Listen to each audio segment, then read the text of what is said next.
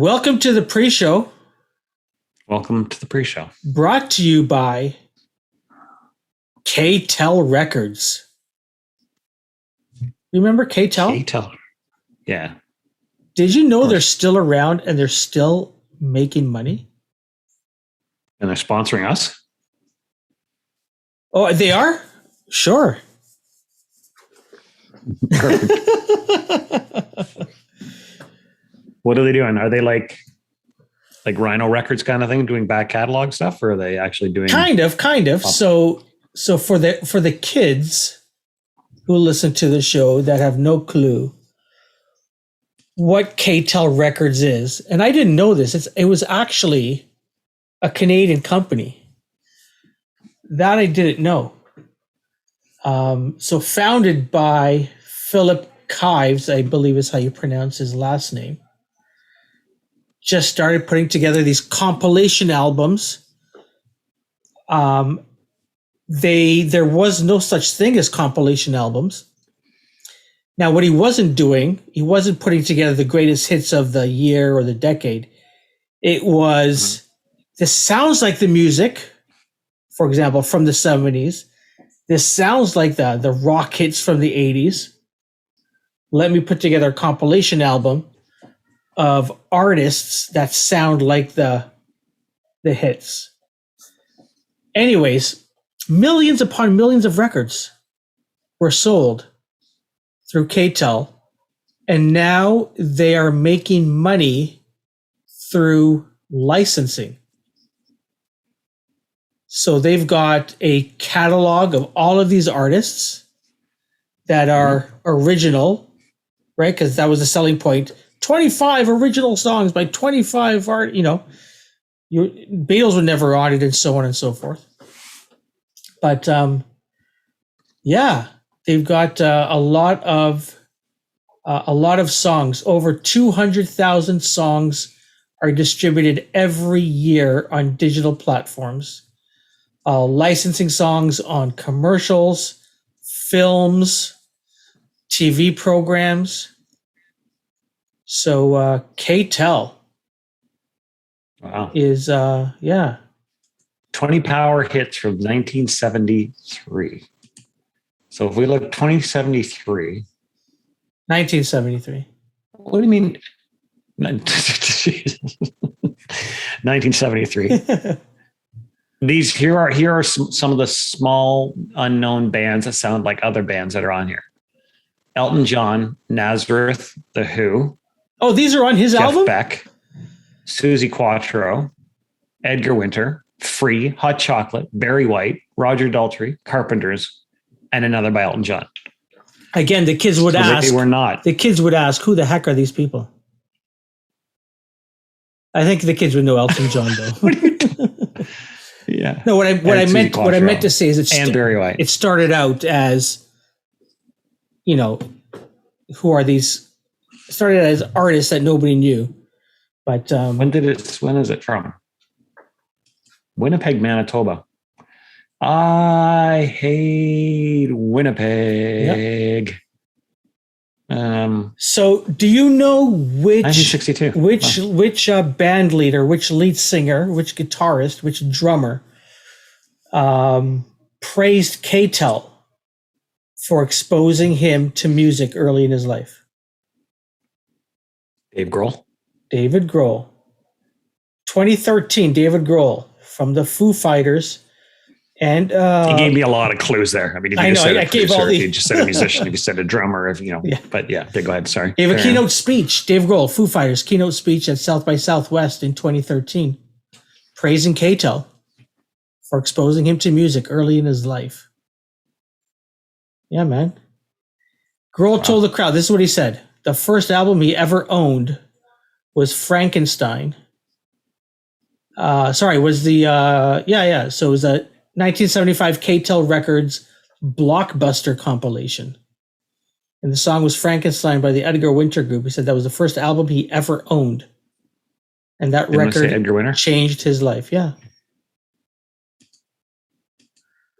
So we want to thank Philip Kives, a Canadian Do you know just randomly? Sorry, I didn't mean to cut you off there. Yeah. Randomly, the one click that I went to for 1973 is that album. Really? It has the blockbuster Edgar Winter, compilation. Frankenstein on it. Wow. It has Edgar Winter, Frankenstein. How weird is that? Anyway, sorry, you were thinking. That's okay. No, we have to thank, I think, rock fans around the world. There would be no grunge today, arguably, without K-Tel Records. Because who would have played drums on Nirvana? Nirvana would have existed. Would have had a different drummer. But you'd have no Foo Fighters. No Foo Fighters without K-Tel Records. Yeah. A young man out of Winnipeg, Philip Kives, passed away April 27th, 2016. Well, there you go. And that's the pre-show. And that is the pre-show. Yeah, little history lesson. yeah, it is. For the children. Yeah. Hi, the following podcast is brought to you by Radical Road Brewery, the best craft beer in the heart of Leslieville. Find them at 1177 Queen Street East. That's Radical Road Brewery. My name is David Less. I'm a Memphis-based author of a book called Memphis Mayhem, a story of the music that shook up the world. I'm also a record producer. I have a record that came out in May on Alex Chilton with the High Rhythm section, a legacy record that live record had never been released before. And a few other records that I've done. I've produced 20 records and several concerts, promotions, and I've been in the business quite a long time. So welcome to the music.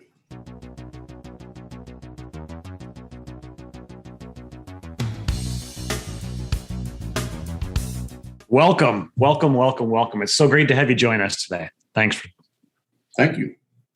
Yeah. David, what came first for you? You're an author, producer, historian. What was your first foray into music? Well, I started listening to music when I was 5. I have an older brother, and Shep and the Limelighters and, all of that stuff. I listened to Ricky Nelson, all that stuff when I was really, really young. But professionally, I guess where I made a living, so assuming I still make a living or did, in music was just working in a record store when I was in college. Like a lot of people, there used to be record stores. Yes. And it was a great way to get a lot of free records and learn a lot about music and make friends and, stay out late and do stuff and have fun. So I was fortunate. I worked at a store called Poplar Tunes, which is a very famous store here. They owned, the same people owned High Records, which is Al Green's label and Ann Peebles and, Otis Clay. So, there was a lot of activity around Poplar Tunes. And that was probably where I first got my real taste of not only being around vinyl and around records, but the way the industry worked, the promo men and the salespeople and, just the way it all sort of fell together. So you at the time were living through where I wanted to go with this is in terms of sort of we get into the book is, it's race, it's social issues, it's music, it's all tied up into one. So was that part of your upbringing that sort of got you to the book and the writing of the book? Well, I grew up in Memphis, and Memphis is a place where Black and white musicians particularly coexisted, made music together. It's part of our history, part of our DNA. Not so much for the citizenry, but for the and not in any different way in Memphis than everywhere. It's not, but when I was in high school, Dr. Martin Luther King was assassinated here, and a lot changed. A lot changed. Stax Records had been our hometown record company, and frankly, I had no idea that there was anything unusual going on in the music here up until I moved away, came back from New York in the mid-'70s. prior to that, I just assumed that everybody had WDIA with Rufus Thomas on the radio, and that there was you could go to the grocery store and see Isaac Hayes. That there was, if you saw a bear cat driving around, it was probably Elvis, and I just assumed that happened every really until the 70s that there was something really special going on in that music. I mean, I played music. I was a drummer and played, but yeah. David, you talked about when the killing of Martin Luther King, when he died. You said a lot changed, or everything changed in Memphis. What can you sort of explain to us what changed, and maybe around music and culture? What changed there so dramatically? Well, I think there was a change nationally, when Dr. King was killed, because it was clear, and I can't remember the exact thing I said in the book, but just the righteousness of civil rights, it brought it to the forefront, and it was undeniable, and you couldn't ignore it. They, killed this guy, killed the leader of that movement. So it was undeniable. But personally, just an example, I was in high school, and I was at a band practice with a new band, and we were a mixed band, black and white, and they were new people that we had just met. I think it was 3 singers and a horn section or something, and we were rehearsing at my friend's house. And his mother came downstairs and said, "Listen, you guys all need to go home. There's a curfew, and Dr. King was just killed." So I actually took the guys home. I don't know how I was able. I was driving, I guess, and we went home, and we never saw him again. And it was never a question of let's do it again. It just was never saw him again. It's things just changed. I mean, they changed at Stax. People who had worked together for years and really trusted each other. Suddenly, it's a big stain, on what happened here. Now, wow. We recovered from it, but at the time, it was a very influential thing in terms of not only music but commerce and politics, and almost a loss of innocence. It sounds like. Well, I mean, African Americans will not say that. First off, they will probably tell you that it didn't change. And in many ways it did, I mean, a lot of that same sort of oppression continued then and likely continues today. Mm-hmm. So they would probably have a different opinion. But I think that in terms of my generation, it probably changed. I mean, in the same way, I know this is not the same thing, but when I was in a recording session when I heard John Lennon was killed, and that was a turning point for me. That was the end of Innocence. That was the give a chance. No, we're not giving peace a chance. We're going to kill you. So those moments in time like that are markers, and that was one of them. Was there a difference in the type of music that was coming out of Memphis pre and post assassination that you noticed? No. I mean, the music, and it was still black and white people playing music together. It wasn't like music became segregated. Okay. Because it didn't. So no, I didn't notice any change musically. Just sociologically. Okay. I wonder if you can tell us about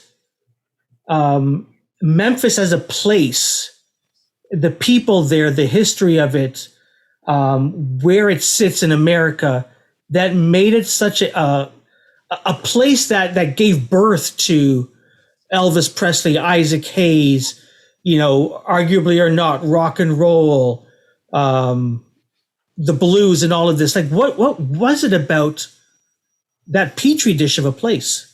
Well, I think part of the whole thing is that the theme of that Memphis Mayhem is racial collision, and I think that that happened in many places, Boston. I mean, it happened everywhere. But in Memphis, it was different because in the 1870s, you go all the way back to then, there were 3 devastating yellow fever epidemics. Mm-hmm. And I know this sounds like a very dry history, but I'm trying to answer your question. Turn in your books now, but what happened was it was a metropolitan. It was bigger than Atlanta. It was the Mid-South big city at that time, the 1870s. And when the yellow fever came through, everybody who could afford to leave got out. Okay. And they were mostly wealthier white people.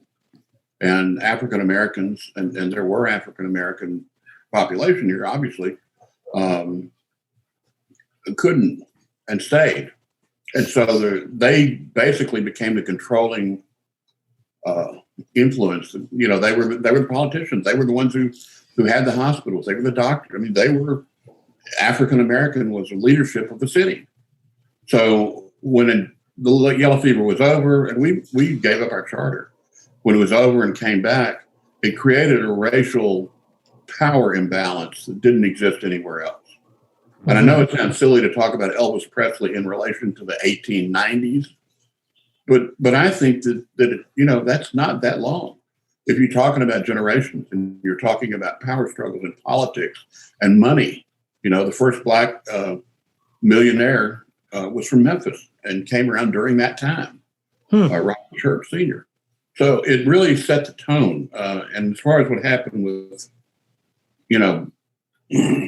Elvis and Sam Phillips, and, there was a whole, you use the word petri dish, which is good because there was an infrastructure set up here around music that allowed things to happen. We had Pomper Tunes, which I mentioned before, as a retail outlet. We had disc jockeys like Dewey Phillips and Rufus Thomas and WDA. We had very innovative radio here. We had distribution here. We were in the center of the country, so everything went out on a train or it went out on a truck or however it was out. It didn't have as far to go as from New York to LA. It was closer. We were geographically well positioned, and we had a pressing plant here, so and we had great studios.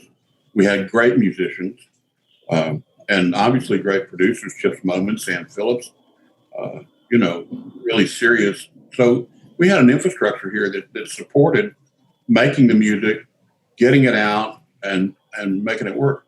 Jerry Wexler told me once, if you can sell 10,000 copies of a record locally, then you're going to get picked up by Atlantic or by one of the major labels. And we were able to do that, which actually happened with Stax. Atlantic came in and picked up a distribution deal. So, a lot of things had to fall into place. It did. And that was a fairly unique situation. I'm sure it may have happened other places, but not to the extent that it did here. And also there was a don't give a damn attitude. Nobody was making any money, where Elvis, again, to keep going back to Elvis, and I don't begin or end my whole conversation about Memphis music with Elvis, but Sam Phillips had made blues records, and been successful as a record producer. He knew blues music. If Elvis were in Nashville, those producers didn't know anything about blues. First off, they never made money on it. They didn't know the financial implications, and secondly, they wouldn't know good blues and bad blues, and that's not them. But they had no exposure to it. Sam was well steeped in it. He had made hit records in the blues field. So when Elvis, brought blues into the studio as a white guy playing blues, he got it, and he nurtured it, and he made it work. So, whoever you think invented rock and roll, it was at Sam's studio, and he was behind the board. I mean, there's a lot of different theories. Yeah. But whoever it was, you got to give it to Sam. Interesting. Fascinating. One of the things before I want to dive into Stack Records and the importance of that, but before we go there, and I actually made a note that I wanted to ask you, which sort of dovetails off of what you just talked about there, is what do you think we can, or what would you like us to learn, like with all the issues that we have today, the racial and societal issues that we have today, what can we learn from the Memphis experience and the Memphis petri dish? Well, I think that it's a lyric to a song. Let's think of it. The difference between this is not very far. It happened. It can happen. The difference is not that far. It's not like all the divisions and all the hatred and all the nonsense that goes on now is really manufactured. I think, left alone, we would come together. Yeah, that's great. Great answer. Thank you. So again, now let's. I want to dive into Stax Records and the importance, not just in Memphis, not just in the U.S., but internationally. Can you talk about that for us? Yeah, well, I mean, Stax was, a small local record company, and they started turning out records. And almost from their first release, they were picked up by Atlantic Records for distribution. So they had the ability to get product out everywhere. They didn't know it, really. They kind of knew, but until they went overseas, they had no idea of the influence they had. On the Rolling Stones, on the Beatles, on British music. That was sort of the British Mayhem stuff. A lot of that music wasn't Motown or Chess, was Stax in Memphis, and so they the impact there was really far-reaching. I don't know if I answered your question or not, but. Yeah, no, for sure. I mean, you're right. The impact on Brit rock and Brit pop, if you will, back then. I mean, it was massive, the influence that they had on the Beatles and the Stones and that. Yeah. Well, I mean, the Stones, covered Rufus Thomas walking the dog in their first record. The Beatles, the Beatles probably even less so than the Stones. But they were certainly influenced by all of that. And there's a whole story in the book about John Lennon at the Troubadour with Ann Peebles, saying that her record was the best record ever made. And, just really acting like a fanboy. You're John Lennon acting like a fanboy for Ann Peebles. So, they really did. It was disproportionate. They didn't know it. They didn't realize how much, influence they actually had. Yeah. So David, up here in Canada, hockey is almost like a religion. And I think this past season, for the first time ever, there was an all-female play-by-play announcer group. I think there was 3 or 4 women that were calling the hockey game up here. And it reminded me of this story of the first all-female radio station out of Memphis, WHER, and this is not recent. This is back in the 50s. Right. So like, what was that just a one-off gimmick? What was the and what sort of happened from that? Well, I mean, again, Sam Phillips started that WHER. The same guy who, made all these great records and Sun Records. And, I don't know how household a name he is to your audience, but Peter Goralnik wrote a terrific book about him, about Sam. But he started that radio station with his friend Kemmons Wilson, who started Holiday Inns, which was the first self-serve, it was the first motel. In other words, you drive up to the door and you get out and you get in your room instead of being in a hotel. And he started the whole. His idea was they would all be the same in whatever city, and it was a chain of motels, and it started here with Holiday Inn. So the two of them started this station, and I think Sam loved radio. I mean, he made more money in radio than he did in the music business. Wow. He owned radio stations until he died, and his son Jerry still owns it with his granddaughter. So they have been in the radio business, and Sam began in radio. That's how he learned how to work a board. And his wife Becky was a radio announcer as well before they met at a radio station. So radio was kind of in his blood, and I think he felt that, when I interviewed Becky, and she said he just felt women deserved a voice, that they deserve to do that. And so everybody on staff was a woman. The general manager was a woman. The sales staff were women. Program director. I mean, everybody there at WHER was a woman. And the now new from abroad, which a broad. Yeah. Never mind. But anyway, it was really innovative, and it lasted a couple of years. And from a standpoint of a format, it probably wasn't going to go beyond Memphis. But I don't think you looked at a gimmick, and I certainly know they didn't. Yeah. I think it was just empowering women to do something. I think it had a huge influence well beyond that. Like I look at, we have a radio station up here in Toronto called Indie 88, and they, the morning show is led by a woman and with two guys as part of her team. Midday and afternoon are women as well. So I think, I love that out of Indie 88. Full disclosure, Josie, the host of the morning show, is a good friend. So, but yeah, no, I think of all the amazing women that are in radio today, not that they had the opportunity because of that, but that certainly set a path. This was 1957. Yeah. And how many women were on radio in 1957? So it was very innovative. Yeah. David, I wanted to do a little turn here, but kind of related to radio, and talk about music streaming and your thoughts on whether it's streaming or downloads, Spotify, Apple Music. Definitely the way people are making money on music has changed.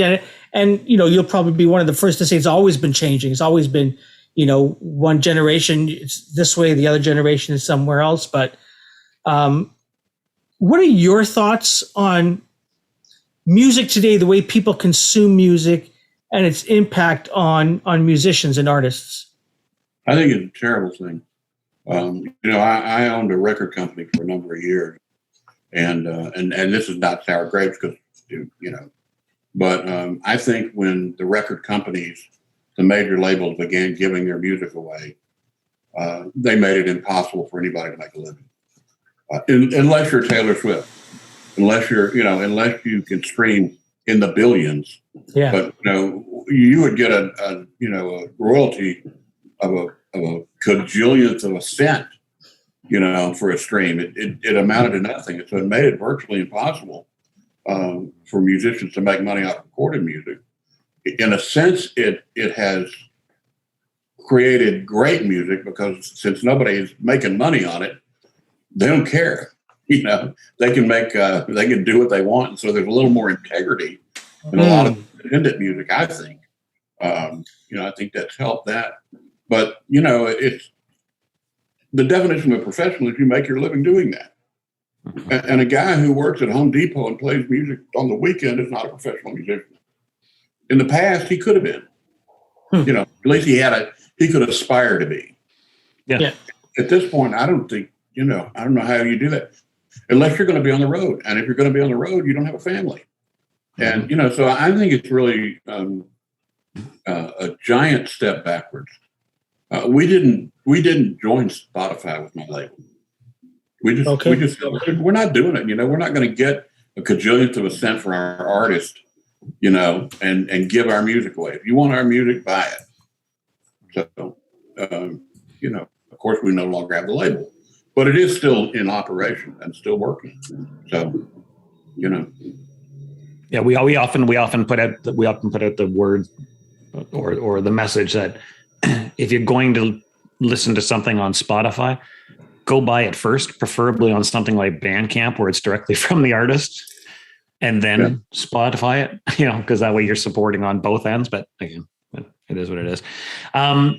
one of the things that I wanted to touch on, because I'm a big fan of the punk scene, was the chapter, The Dawn of Punk. And I thought it was really interesting. I'd like you to talk a bit about, the reference to Tennessee Waltz, which is funny because we have Colin Burton, whose film The Last Pogo was about the Toronto punk scene back in late 70s. Both being on a play on the Last Waltz. But I thought the episode was really interesting, just going into that segment, because it's not one that we think of with Memphis. Can you explore on that a bit? Well, I mean, in 76, Stax Records was closed. And in 77, High Records was sold to a California outfit. And around the same time, Chips Moman moved American Studios to Atlanta. So those were three major income sources for musicians. Mm-hmm. And what it left was really, really talented, proficient people who really knew how to make records and who really knew how to play their instruments. And had been on serious hit records, lots of them, without any income, without a job.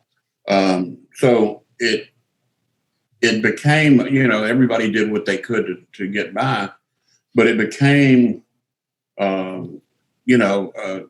a community of people who were not making money off their music. So they were going to make music that they wanted to play. They did what they wanted, and it was a freedom. And if there's one defining thing about Memphis music all the way back, it's the independent spirit. It's independence. We've never been a company town. We've never had Sony tell us how to make a record. We know how to make a record. So there were studios, and there was like activity in the studios, Ardent being a great studio. And then the theater on Beale Street called the Orpheum, downtown was virtually, empty. Again, the mid 70s, it's not very long after the assassination of Dr. King, So a lot of downtown business and a lot of everything moved out to the suburbs. And so there's this whole place where the Orpheum Theater is this beautiful old, built in 1925 theater that was changed from, it was a movie house, and it was bought to become sort of a performance theater. But nobody was going to put any money in it at the time. And if you read in the book, it explains why that is. So there was a place to perform and a ton of people to do it. And Alex Chilton was sort of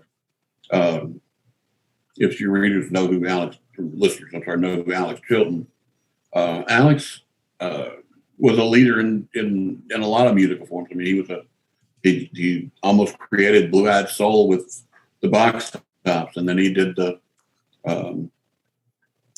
Big Star, the cult band. But by that time, he had tired of all that stuff, and he was still a brilliant musician. So he started this basic punk. He and Jim Dickinson, who was a record producer, and some other people around town, and everybody, got involved in that. And the scene grew out of that in lofts, downtown lofts, and at the Orpheum, which was empty, but you could use it whenever you wanted to because it was empty. So there were venues, and there were a lot of very talented musicians, and it was music that was fun and probably reflected the rage of really talented people who no longer could make a living. I mean, I think that was probably a factor in there somewhere. But there was a great scene here, a great punk scene.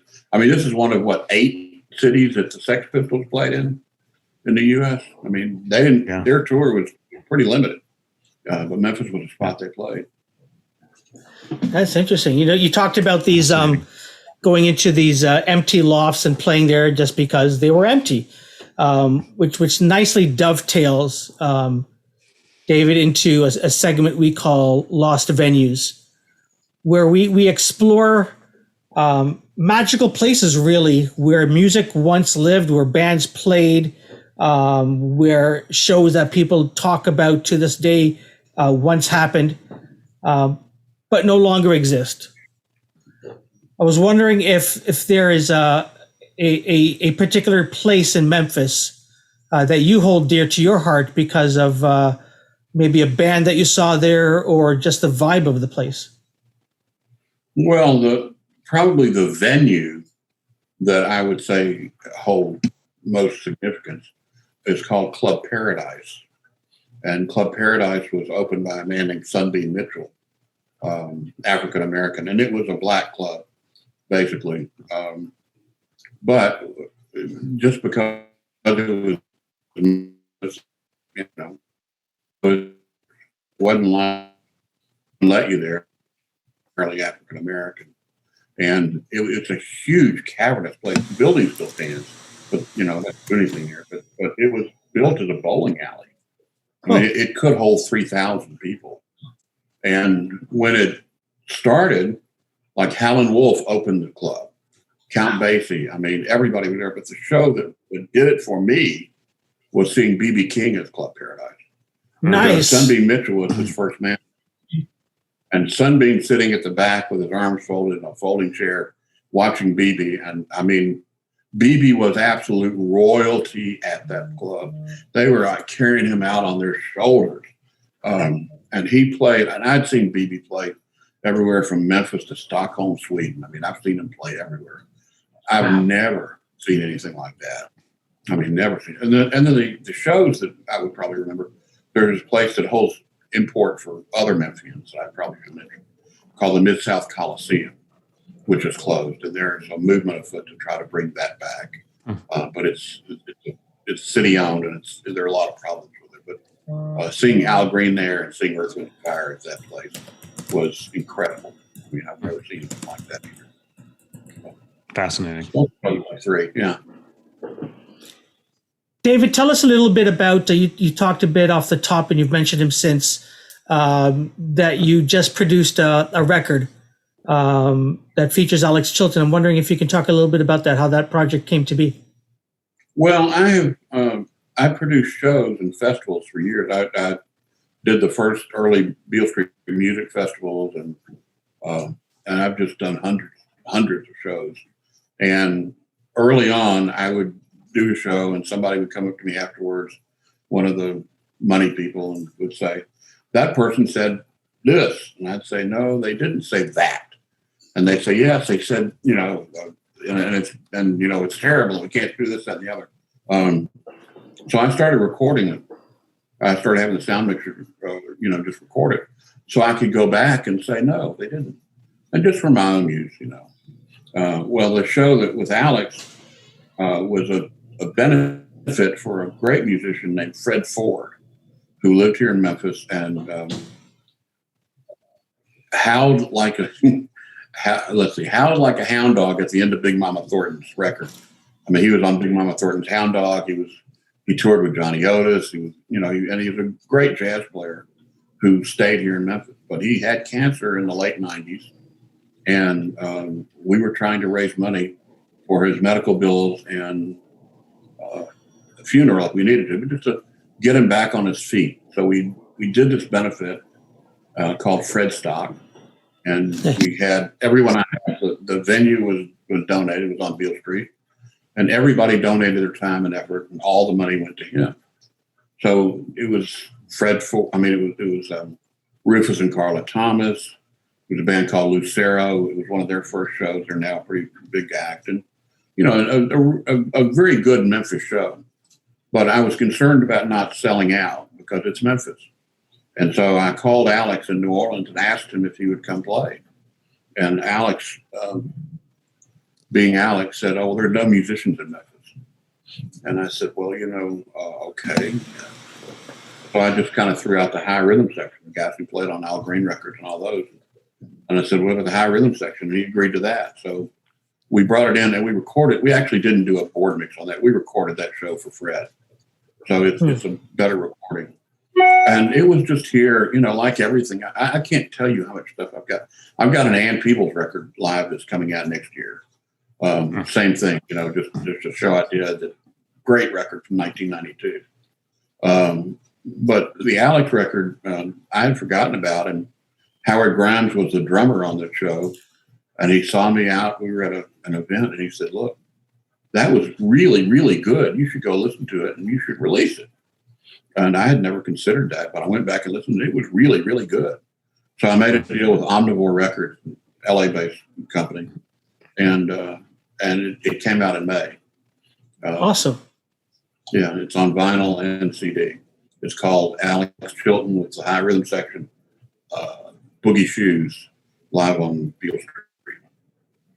Fantastic. That's awesome. I have to check that out. One of the things we like to ask our guests before we wrap things up is, what are you listening to lately? What's in your earbuds? What should people be checking out?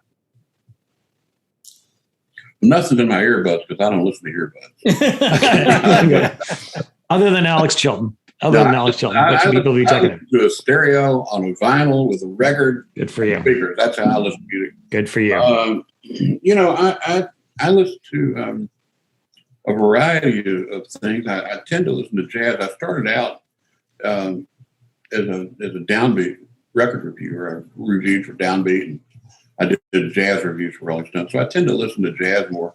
Tete Montuli is a guy that a blind Catalonian pianist who I think very highly of. He's a fabulous musician. But I listen to everything from Sly Stone. I listened to Swamp Talk the other day. James Brown, Kenny Drew, of course, John Coltrane, Mingus, Monk. I listen to a pretty wide variety of things. I've been listening actually to the Meters quite a bit recently, the New Orleans group. Whatever strikes my fancy. Yeah, and I'm gonna have to modify that question before I ask it again. Well, not everybody's a snob. I'm a dinosaur. I'm a dinosaur. I'm not going to listen to earbuds. Hey, I'm telling you, when I sat my two 20-somethings, they were early 20s at the time, down, and I brought out my old Dual and had it serviced and set it up, and I threw on Level 42 of Physical Presence, the double live album, and they were just like, they looked at like they never ever experienced music like that before. So hats off to you if you don't listen through your earbuds. No, that's part of the whole Spotify, Apple question you asked earlier. Music is not important anymore. It doesn't have any value. It's free, and it's in your ear all the time. And so, in the past, music ended a war. Changed the world, brought people together. It doesn't do that. It's just noise in your ear right now. Mm-hmm. And that's really the tragedy of the where we've gone. I'd love to get back where we're to where music matters. I think it will. Here. For sure. David, Les, thank you so much for joining us today. We appreciate the time. We appreciate the knowledge that you've shared with us today. The book is called Memphis Mayhem, a story of the music that shook up the world, published by ECW Press. Go buy it, pick it up at your favorite bookstore or online as well. David, thank you so much. Thank you.